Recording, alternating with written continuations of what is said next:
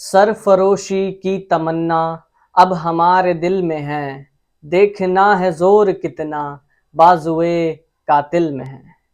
ये लाइन सुनने में जितनी पावरफुल लगती है, उससे कहीं ज्यादा पावरफुल इस लाइन से संबंधित व्यक्ति है। आज इस वीडियो में हम बात करने वाले हैं एक ऐसे व्यक्ति की जिसने मात्र 23 साल की उम्र में अपने आप को देश की आजादी के लिए समर्पित कर दिया, जो मात्र 23 साल की उम्र में फांसी पर चढ़ा दिया गया। आज की वीडियो में हम बात करने वाले हैं शहीद आजम भगत सिंह के बारे में, उनकी जीवन की सच्ची घटनाओं के बारे में। चलिए शुरू करते हैं ये वीडियो। नमस्कार दोस्तों, मेरा नाम है धनंजय दत्त और स्वागत है आपका मेरे चैनल डीडी ग्लोबल स्टडी में। चलिए जानते हैं अब उनकी अर्ली लाइफ के बारे में। भगत सिंह का जन्म 27 सितंबर 1907 को पंजाब के लियालपुर डिस्ट्रिक्ट के बंगा नामक गांव में एक सिख परिवार में हुआ था। उनके पिता का नाम सरदार किशन सिंह था, जो उनके जन्म के समय जेल के अंदर सजा काट रहे थे, और उनकी माता का नाम विद्यावती था।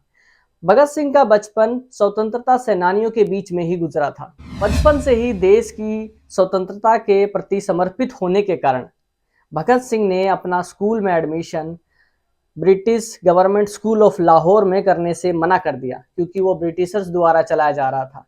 उन्होंने अपना एडमिशन दयानंद एंग्लो वैदिक विद्यालय में करा लिया। भगत सिंह की रुचि पॉलिटिकल, फिलॉसफी, इकोनॉमिक आदि विषयों में काफ़ी ज़्यादा थी। भगत सिंह का जीवन काफ़ी आहत हुआ जब उन्होंने 1919 का जलियांवाला बाग हत्याकांड देखा। भगत सिंह महात्मा गांधी के नॉन कोऑपरेशन मूवमेंट को पूरा सहयोग दे रहे थे तथा उन्हें ये लगने लगा था कि अब ब्रिटिशर्स भारत छोड़ देंगे। लेकिन 1922 में चोरा चोरी कांड के कारण महात्मा गांधी ने अपना नॉन कोऑपरेशन मूवमेंट वापस ले लिया, जिससे भगत सिंह बेहद नाखुश हुए।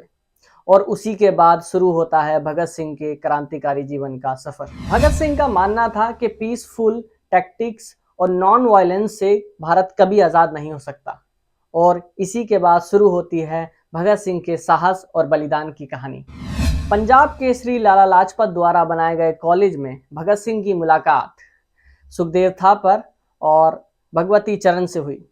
ये वो समय था जब आज़ादी की लड़ाई अपनी चरम सीमा पर थी और अंग्रेजों का अत्याचार भारतीयों के प्रति काफ़ी बढ़ता जा रहा था। ये सब देखकर भगत सिंह ने अपने आप को स्वतंत्रता संग्राम में पूरी तरह समर्पित कर दिया, और उसी समय भगत सिंह के घर पर उनकी शादी की बात चल रही थी।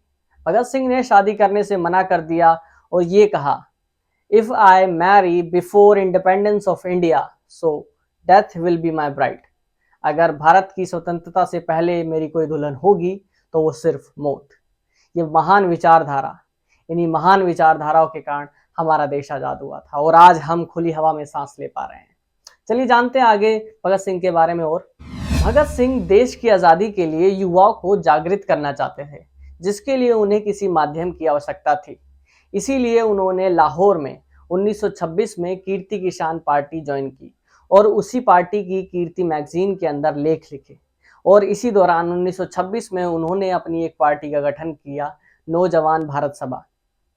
इस सभा का मुख्य उद्देश्य था नौजवानों और किसानों को इकट्ठा करके ब्रिटिशर के खिलाफ जंग छेड़ना।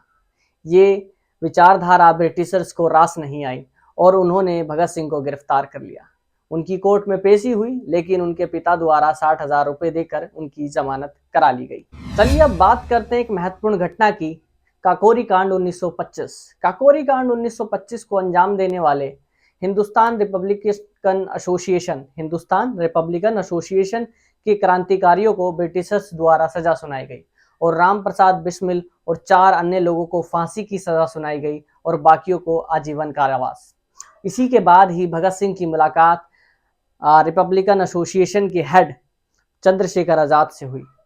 उसके बाद दिल्ली के फिरोज शाह कोटला मैदान में एक सीक्रेट मीटिंग रखी गई, जहां दोनों पार्टियों नौजवान भारत सभा और हिंदुस्तान रिपब्लिकन एसोसिएशन को मर्ज कर दिया गया, और काफ़ी विचार के बाद इस पार्टी का नाम हिंदुस्तान सोशलिस्ट रिपब्लिकन एसोसिएशन यानी HSRA रख दिया गया।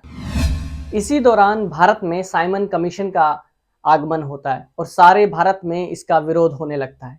इसी विरोध को लीड कर रहे पंजाब के श्री लाला लाजपत राय लाहौर में प्रदर्शन कर रहे होते हैं और पुलिस ने उनके ऊपर तथा भगत सिंह और अन्य साथियों के ऊपर लाठीचार्ज का आदेश दिया। लाठीचार्ज के अंदर लाला लाजपत राय की मृत्यु हो गई और अस्पताल में उन्होंने ये कहकर दम तोड़ा कि मेरी मृत्यु ही ब्रिटिशर्स के ताबूत पर आखिरी कील साबित होगी।